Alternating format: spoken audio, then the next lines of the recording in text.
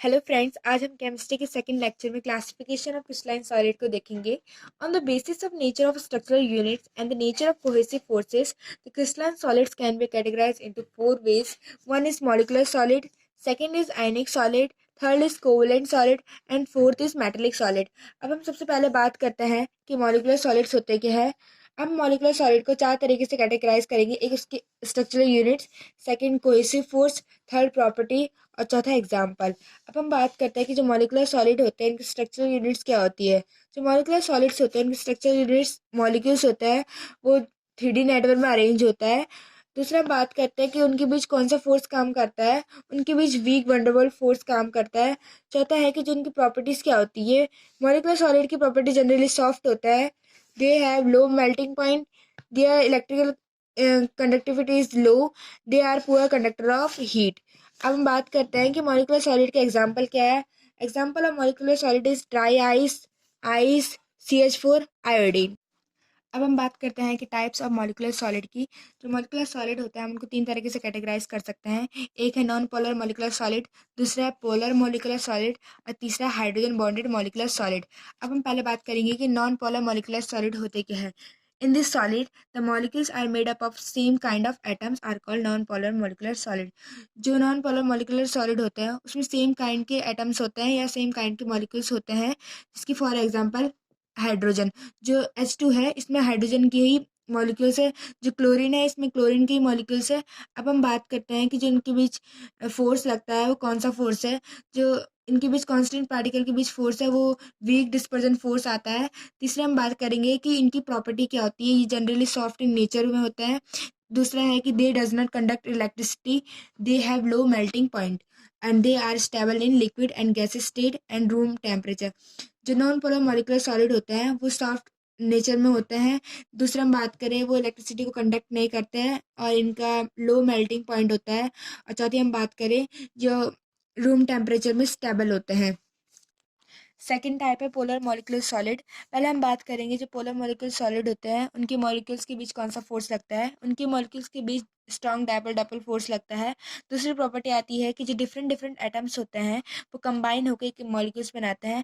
For example SO2, जो SO2 है उसमें दो टाइप के एटम्स कंबाइन होकर एक मॉलिक्यूल्स बनाते हैं, सल्फर और ऑक्सीजन। अगर हम बात करें दूसरा एग्जांपल अमोनिया, अमोनिया में नाइट्रोजन और हाइड्रोजन मिलके अमोनिया को कंबाइन होकर मॉलिक्यूल्स बनाता है। थर्ड प्रॉपर्टी बताती है कि दे आर जनरली सॉफ्ट। और चौथी प्रॉपर्टी ये है कि डू नॉट कंडक्ट इलेक्ट्रिसिटी। जो पोलर मॉलिक्यूल सॉलिड होते हैं वो इलेक्ट्रिसिटी को कंडक्ट नहीं करता है और जो इनका मेल्टिंग पॉइंट होता है वो जनरली नॉन पोलर मॉलिक्यूल से हायर होता है। थर्ड टाइप है हाइड्रोजन बॉन्डेड मॉलिक्यूलर सॉलिड। अब हम बात करेंगे जो हाइड्रोजन बॉन्डेड मॉलिक्यूलर सॉलिड होते हैं उनके कांस्टेंट पार्टिकल्स के बीच कौन सा फोर्स काम करता है। उनके कांस्टेंट पार्टिकल्स के बीच जनरली स्ट्रांग हाइड्रोजन बॉन्ड काम करता है। जैसे कि हाइड्रोजन और फ्लोरीन के बीच, जैसे कि ऑक्सीजन और नाइट्रोजन के बीच हाइड्रोजन बॉन्ड काम करता है। अब दूसरी प्रॉपर्टी ये है कि जिनके मॉलिक्यूल्स का बॉइलिंग पॉइंट या मेल्टिंग पॉइंट होता है वो नॉन पोलर और पोलर मॉलिक्यूल से हायर होता है। तीसरी प्रॉपर्टी है कि they are non conductor of electricity और they are generally soft. For example H2O। Second type है क्रिस्टलाइन सॉलिड का आयनिक सॉलिड। अब हम बात करते हैं कि जो आयनिक सॉलिड होते हैं उनकी स्ट्रक्चरल यूनिट्स आयन से बनी होती है, वो भी 3D नेटवर्क में अरेंज होता है। दूसरा है कि जो उनके बीच फोर्स लगता है वो है स्ट्रॉन्ग कोलम्बिक फोर्स या इलेक्ट्रोस्टैटिक फोर्स।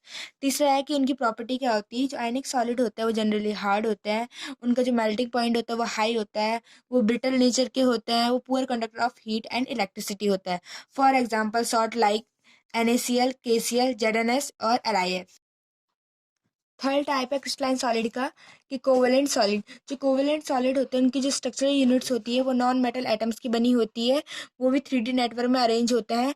अब हम बात करते हैं कि उनके बीच कौन सा फोर्स लगता है। उनके बीच very strong valence bond force लगता है या कोवेलेंट फोर्स कह सकते हैं हम। तीसरी प्रॉपर्टी है कि जो कोवेलेंट सॉलिड होता है वो वेरी हार्ड होता है, very high melting and boiling point होता है, they are poor conductor of heat and electricity.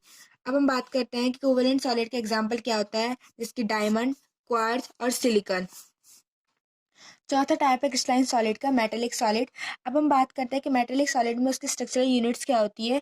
उनके जो कांस्टेंट पार्टिकल्स होते हैं, एक तो मेटल एटम्स होता है और दूसरा होता है फ्री इलेक्ट्रॉन।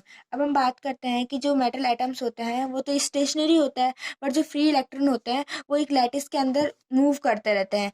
अब दूसरा बात करेंगे कि उनके बीच कौन सा फोर्स लगता है। उनके बीच इलेक्ट्रिकल अट्रैक्शन फोर्स काम करता है। तीसरा हम बात करेंगे कि मेटेलिक सॉलिड की प्रॉपर्टीज क्या होती है। Metallic solid generally generally soft भी होता है और हार्ड भी होता है। उनका जो मेल्टिंग पॉइंट होता है वो जनरली लो लो भी होता है और हाई भी होता है। They are good conductor of heat and electricity. They are malleable in nature and ductile. अब हम बात करते हैं कि मेटेलिक सॉलिड के एग्जाम्पल क्या है, जिसकी gold, silver, copper ion etcetera.